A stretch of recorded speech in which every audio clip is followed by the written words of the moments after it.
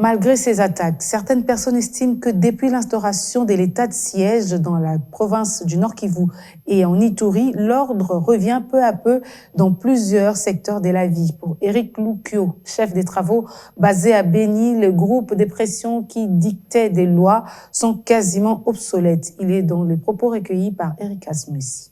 À terme de force, nous devons retenir bien que l'état de siège instauré au Nord Kivu et même en Ituri est venu juste quand même remettre l'ordre là où il y avait des désordres.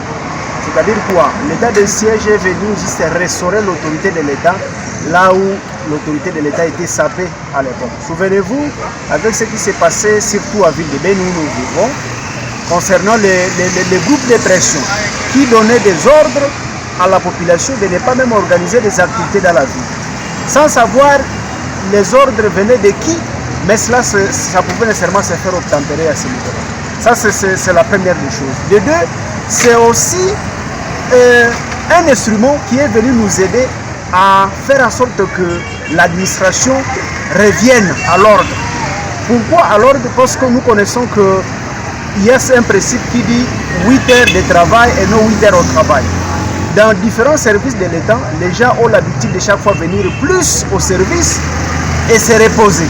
Quand 12 heures sonnent, vous voyez tous les agents disparaître du service. Ouais, mais aujourd'hui, ils sont en train de dire, eh bien, nous commençons le travail à 8 heures et si c'est 15h30, c'est 15h30. Est-ce qu'on peut revenir du sérieux? On peut revenir sur les faiblesses déjà.